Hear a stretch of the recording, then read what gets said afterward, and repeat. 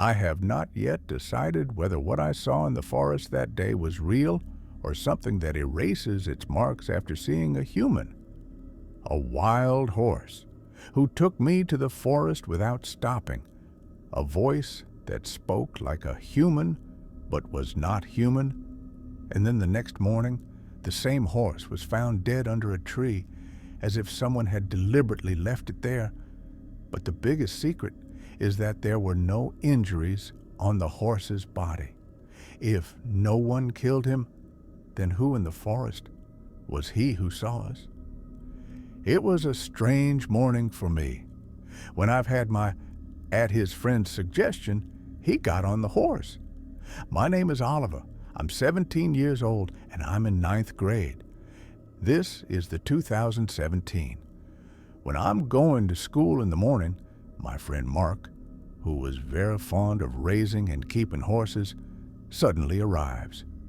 I had never ridden his horses, didn't know what those horses were like. But Mark says to me, "Friend, today I will give you a horse ride." Although I forbade him that I was late from school, let me go. But Mark didn't listen to me and took away my book. "First, you ride a horse." I got on a horse. I knew I would never forget what happened to me today. I've never ridden a horse before. I had no idea how to control a horse. My friend Mark assured me that he would hold on to his rope.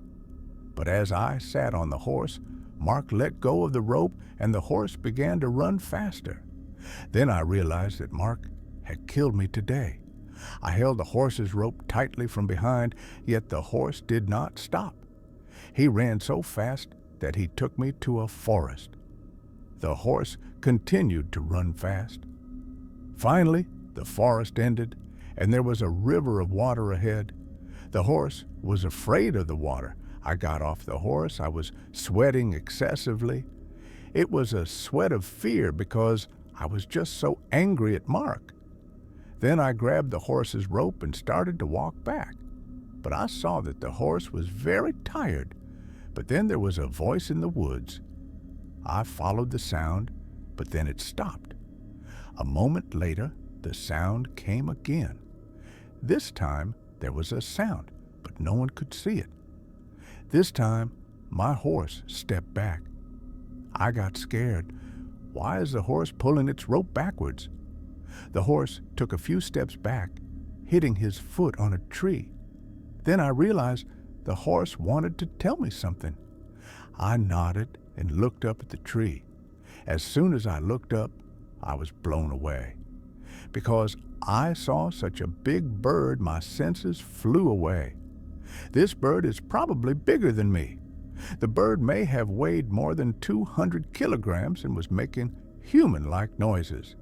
As soon as I saw this, I left the horse and started running. I ran so fast I was afraid. Don't let the bird see me. I ran back to my village and went straight home. My parents were at work and no one was home. I fell asleep in my bed. I was so scared I didn't know what would happen if I didn't run away. I was only angry at my friend Mark at the time because it all happened because of him. As soon as it was evening, I left the house and saw Mark outside. I fought with him directly. "You know, you're crazy. What did you do to me this morning? I'm saved from dying." Then Mark asked for forgiveness.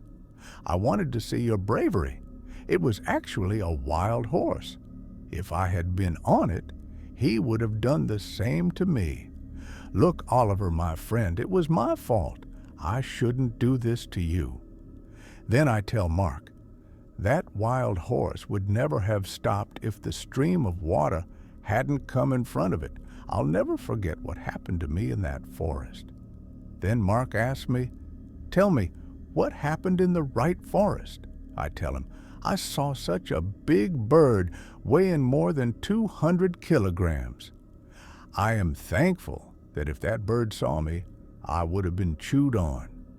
"Thank you." I got out of there. Good luck.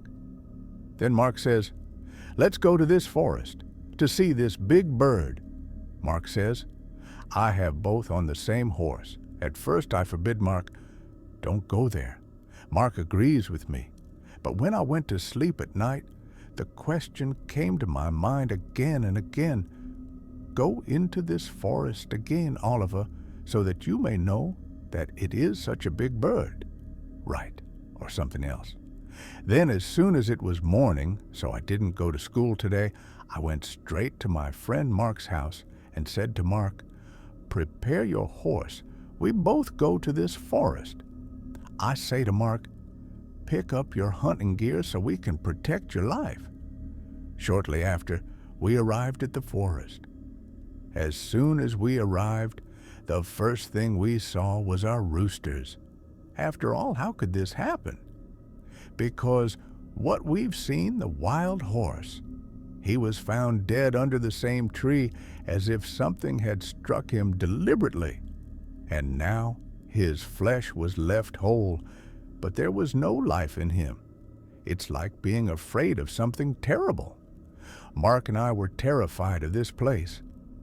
Then Mark says to me in a low voice, "We must go on foot from here and leave the horse here. The swift steps of the horse, she will hear a terrible thing. Just get out of here and save your life." Along the way, both of us reached our homes in fear, and to this day, we still remember all the stories that happened to Mark and me. Especially, I can't forget that day because I saw everything with my own eyes, which I'm afraid to even name. I went to the city only to earn a living, but there I learned that some streets attack the human intellect. A trash-picking girl with hatred in her voice and superhuman strength in her hands. Then a beggar who became an enemy in a few words. But the real fear came when my friend said, "Daniel, there was no girl at that time." This is at the moment when I'm with my friend Lucas. He went to work in the city. My name is Daniel. I am 20 years old, and my boyfriend is the same age as me. He was in the same class with me. Due to the compulsion of home, both of us studied only up to matriculation. We didn't have the money to study. I studied till 10th class in government school. They were now big enough. I always thought, will I do any work in my own village? But I couldn't find any work in the village. My friend immediately returned to the city after taking the matriculation exam, where he worked in a textile mill where the fabric had to be dyed. My friend would tell me all this every day on the phone call, but I would always say, "Just come," and postpone it. But when I was tired in the village, then I thought that now I have to go to the city. But when I went to the city, I found out that life in the city is something like that. Everyone is busy in their work. It means someone is coming back to work. Someone is going to work now. The noise of the machines all the time. The first time I went to the mill to a friend, I saw the friend only in a shirt, meaning the villagers were not in plain clothes. I was terrified of my friend's condition. What's this situation?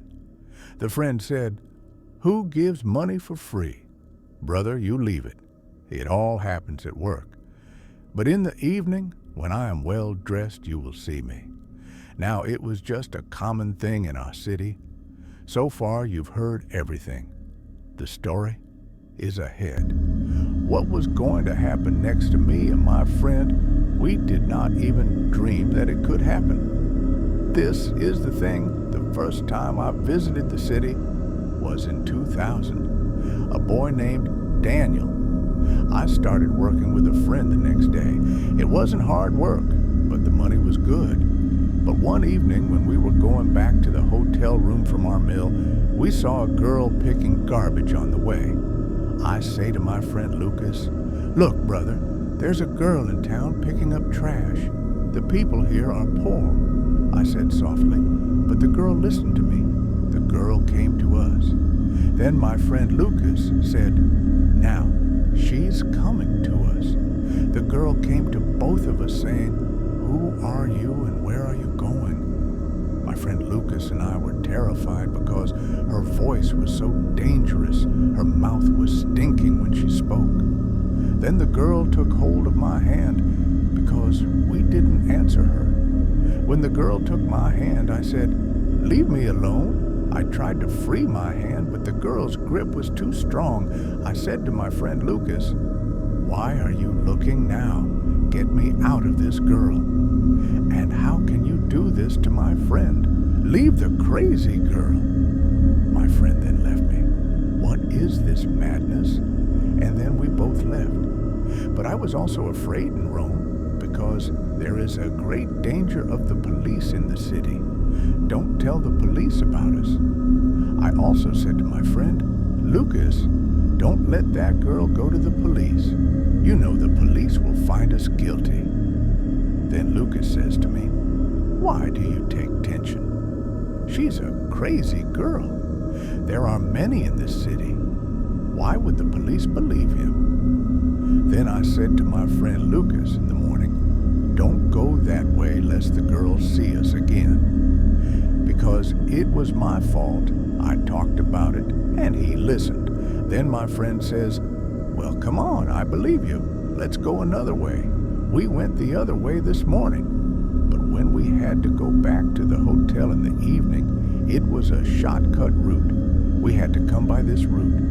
As soon as we reached that garbage place, we saw that the girl was not there, but a beggar was standing ahead of us saying, "I am very hungry. Give me some money." My friend Lucas says, "They lie. They are intoxicated. Don't give them money." Then, as my friend Lucas said this, the beggar fell into our embrace, fighting with us. We had to get out of there quickly. But at the same time, Lucas suffered a head injury. As soon as we reached the hotel, I saw Lucas bleeding from the head.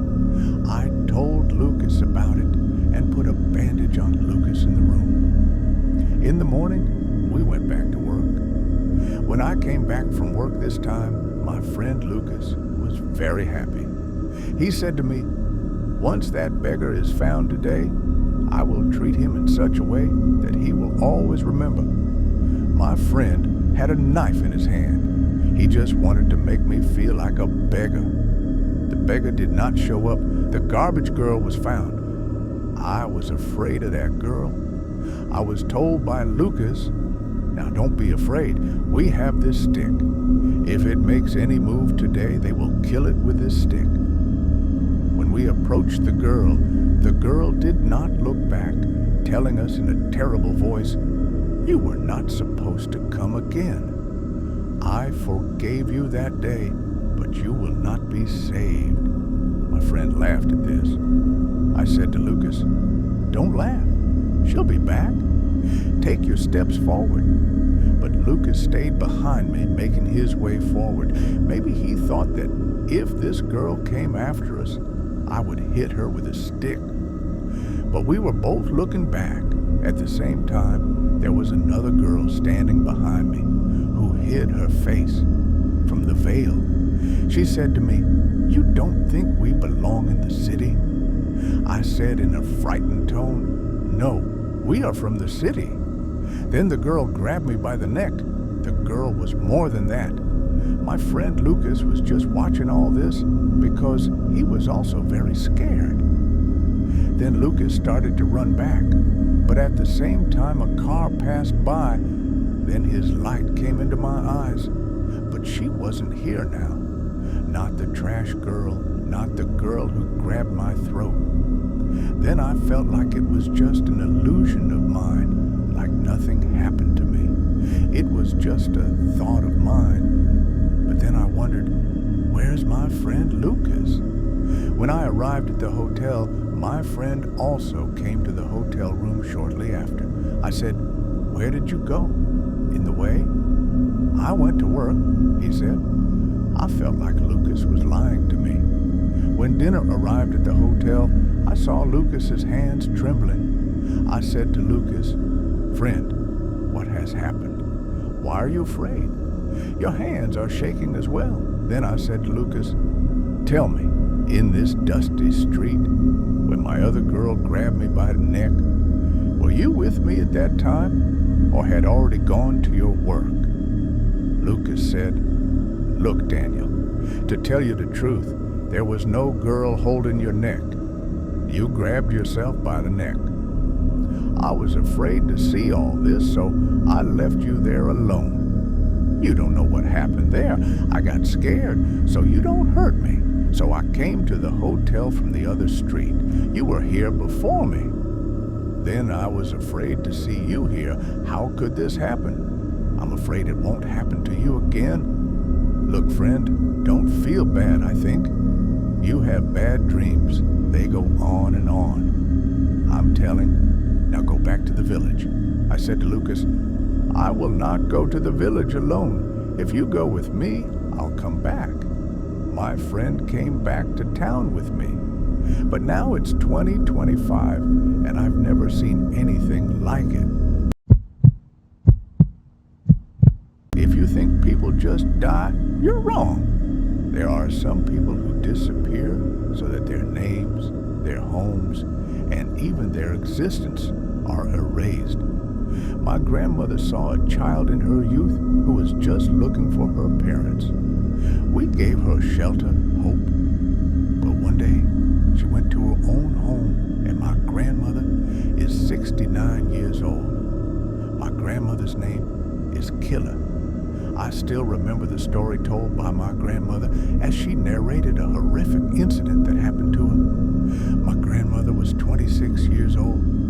My grandma has been married for 5 years. We lived in a wooden house. It's a simple environment. No one gets a good meal at this time. Cornbread, wheat bread, not enough food. At that time, the clothes used to be handmade. One evening, a little girl came crying in front of our house and said, "My parents have not returned home. Went to work this morning, but still didn't arrive. They came back in the afternoon. At that time, the population was very small. People lived with each other. They all had wooden houses. At this time, humans became very prone to wild animals, and people often just grew wheat and maize and made a living. But at that time, goods were transported from here to there by camel ride. Only goats were reared in the house. Cows were also less at that time, where we lived." Then we asked the girl, "What do your parents do, and where do they go?" The child is probably between 10 and 12 years old. She said, "My father works as a laborer." Then we understood everything about the girl because a road was being built about 6 kilometers away from us. The child's parents might be laborers, but why didn't you come back? At this point, no one knows. It was evening time. We gave the little girl bread and said, "You stay at our house this evening. My parents will be back in the morning." The boy agreed with us. As soon as it was morning, we went with the girl to her house first.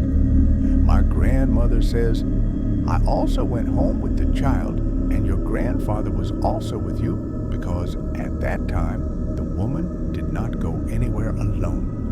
A man is always with a woman." Then we both saw the girl's house.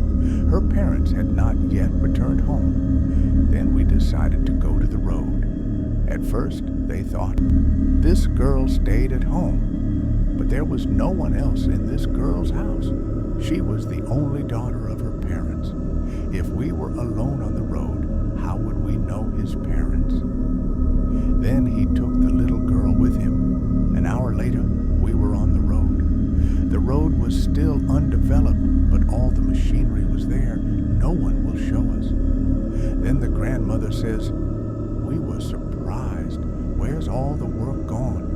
For a while, the grandmother says, "We sit down. Maybe labor will come. I'm going to do another job."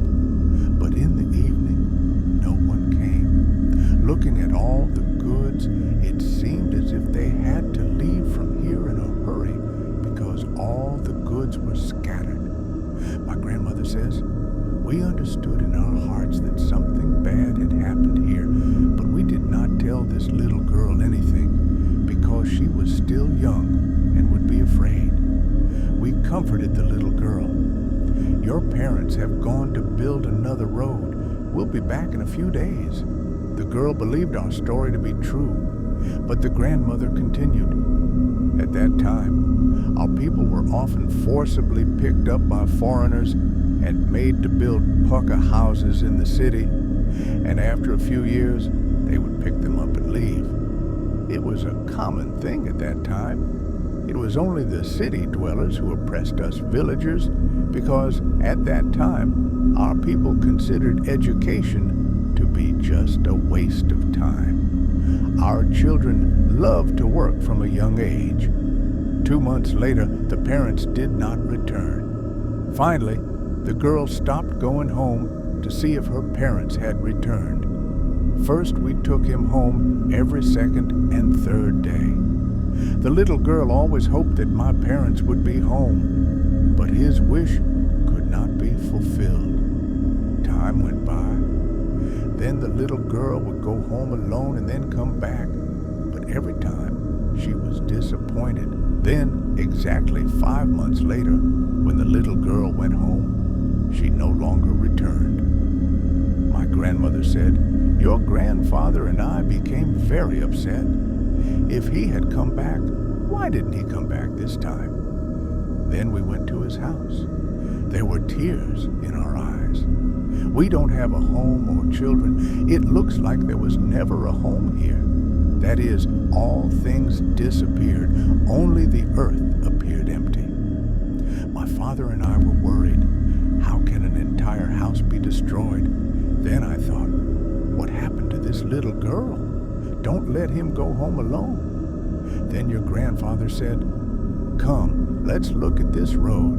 Maybe his parents have returned." But as soon as we reached the place on the road, it happened just as we thought. The road was half built, but now everything on the road was missing. That is, everything that was scattered that day was missing, like something happened here again and all the stuff is missing. But your grandfather said, "Perhaps the people of the town have come again. All evidence has now been removed, and this time I might have taken the families of the poor along with me, and all the goods of the house were taken away, so that those who were watching thought, the people of this house have left here of their own accord." At first, the townsfolk took the men, but now they also took the women and children. First, men were taken to wars, now to build houses in the city. Your grandfather was always in danger. Don't take us away. But a few days later, your grandfather also disappeared. They don't know it yet. Which city did they go to? The grandmother said, "Then I left the place. Don't take me there. It was a terrible and painful story of my grandmother, told to me by my grandmother in 2007. But Grandma is no longer in this world."